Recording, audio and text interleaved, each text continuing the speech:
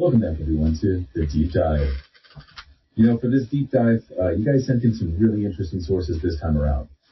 All about, like, humanity and energy and how it all works together. It's not just about, different kinds of energy or whatever, but, like, how we figure out how to understand it, even manipulate it. And we're getting better and better at it. Yeah, it's pretty amazing to see how the sources connect things together. At first glance, they seem totally different, like atomic energy, Bitcoin, and then AI. But they all paint this, like, really fascinating picture of how our understanding of energy has, like, evolved over time. Exactly. And the first source we're going to jump into just dives right into the deep end, atomic energy. And it starts with a personal story, actually, about the author's father, who worked on, get this, the Manhattan Project. Wow. Talk about a moment in history, right? Yeah. What really got me, though, was just thinking about what a huge gamble that whole project was. You know what I mean? Yeah. They were basically trying to, like, prove theoretical physics, right? But with the state of the whole world hanging in the balance. I mean, it really shows you how that whole period, how it just changed everything, how we thought about energy. I mean, atomic energy, right? It showed us just how much power is locked away, within matter itself. And the Manhattan Project is just a huge investment in that idea. And it worked. But not without, unleashing some pretty terrifying stuff, too. Yeah. That's the double-edged sword, right? Oh, absolutely. Speaking of groundbreaking technologies, our next source jumps to something completely different, Bitcoin. And this source, it uses this really cool analogy, I thought. It compares Bitcoin to, like, how farmers used to rely on horses for power back in the day. Oh, interesting. Yeah. So like, how farmers used to harness horsepower to get work done? Well, Bitcoin, it lets individuals, like regular people, harness energy for financial transactions. It's like, instead of go through a bank, you're relying on this, like, giant decentralized network powered by, energy and all these crazy computations. It's something called proof of work. It's how they make sure Bitcoin transactions are legit and secure. It's like, imagine this super complex puzzle. Yeah. Okay? It takes, like, tons and tons of computing power to even have a chance of solving it.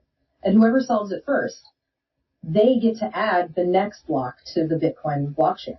So that's how transactions, like, get verified and added to the permanent record. Right. And because it takes so much energy to even try to win that puzzle race, it makes the whole network really, really secure. Okay, so the energy that gets spent on all those calculations, is that kind of like cryptographic energy? Is that what protects the whole system? Yeah, you could think of it that way. It's like the energy itself is part of what makes it secure. And here's another wild idea from the source. Bitcoin, they think it could actually tap into these, like, I think they're called stranded energy sources, like excess solar power in the middle of nowhere where it's not really doing anything, and turn it into something valuable instead of just wasting it.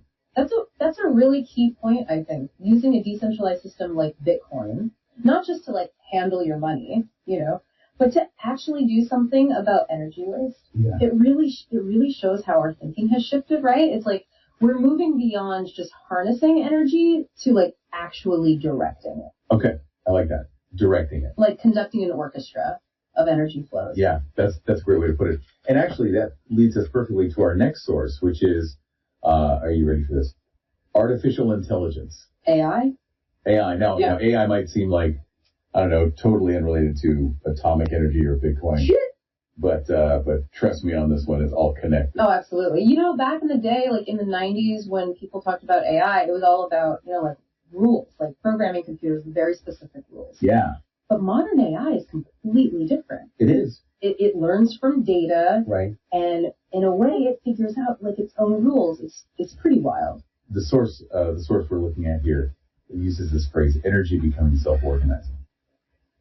It's kind of mind-blowing, honestly. It is. And it's like AI is taking that idea of directing energy flows that we were just talking about and just taking it to a whole other level, like exponentially further, know? Yeah. Like AI could revolutionize things, like cancer research. Oh, yeah. Just by finding patterns in the massive amounts of data that humans would never be able to spot, Wow. It could lead to all kinds of breakthroughs in treatment and who knows what else. And it's not just medicine, right? This source talks about agriculture. Like, using AI to make farms way more efficient and cut down on waste. Exactly. They even think it can help us figure out like fusion power. Oh yeah. Which, I mean, come on, that's like practically unlimited clean energy, right? Yeah, it would be revolutionary. It really does feel like we're on the edge of something huge here, like a whole new era almost with AI like right in the center of it all. It's almost like, like the Manhattan Project all over again. Oh, ew. Back then it was the government pouring money into atomic energy, and now it's like giant corporations going all in on AI. Okay, yeah, that's a good parallel. Mm-hmm. So are we on the verge of another one of those world-changing moments, you think? What happens when AI actually lives up to all the hype and starts solving these huge problems? Mm-hmm. The ones that we've been struggling with forever. Right. I mean, that's the big question, isn't it? But here's where things get even more complicated, I think. Because with anything this powerful, you gotta think about the downsides too. Right. The source brings up this really important point, like what happens to jobs, to the economy if AI starts doing all the stuff that people used to do? Yeah, that's a good point. Like if AI can, I don't know, optimize energy grids and even run entire power plants, what happens to all the people who work there now? That's something we really have to figure out as AI keeps, evolving. Absolutely. And it's not just about economics either, Right. There's the ethical side of it too. If we're giving control of these vital systems to AI, like energy production and distribution, yeah. How do we make sure those systems are fair, that they're transparent, and that someone's actually accountable for what they do? Okay, so let me see if I've got this straight. So you've got atomic energy, which shows just how much power is like locked up in matter itself. Then you got Bitcoin, which is this whole new way of measuring and accounting for energy with all those crazy calculations. Yep. And then you've got AI, which has the potential to like optimize and direct energy in ways we can barely wrap our heads around. It's like each one builds on the last one, pushing our understanding and like our control over energy further and further out. That's a great way to sum it up, I think. It's not like these are separate things, it's all connected, like layers of understanding all building on each other. And it all comes with some really big questions about how we handle all this power and the responsibility that comes with it. I mean, the source even asks if our current systems are even equipped to deal with all this. Like, are national security systems even enough anymore? Or do we need something completely new? Like maybe even something with blockchain. That's a question that deserves a lot of thought.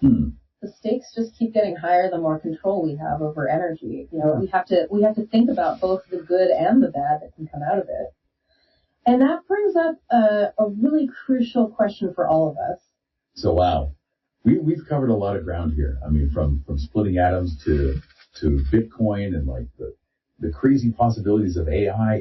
It's a lot to take in, So for you listening, like, what does it all mean? How do we even start to make sense of all this whole journey of humanity and energy, Well, I think the main thing to remember is that it's not over. Like our relationship with energy, it's constantly changing. And these three examples, atomic energy, Bitcoin, AI, I mean, they're like a window into the future almost. A future where we have more and more ability to understand and even control this force that powers, well, everything. Right. And it feels like things are speeding up.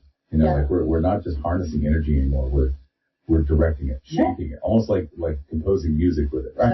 That's a great way to put it. And with that ability, I mean, comes a lot of responsibility, right? For sure. The source we were looking at, it ends on this really powerful question. Like, as we get better at this whole energy manipulation thing, what role are we each going to play in shaping the future with it? And what responsibilities come with that kind of power?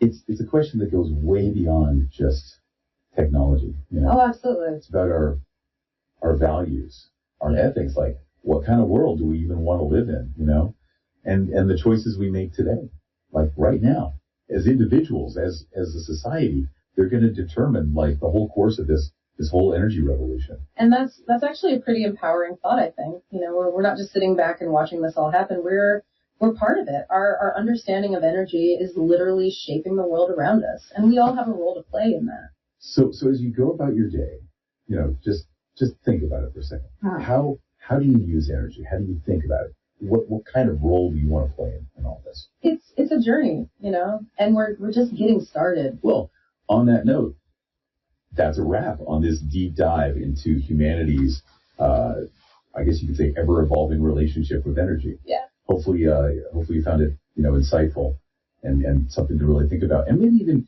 you got you thinking about the power that's all around us in a different way. So keep exploring, keep asking questions, and until next time, keep diving deep.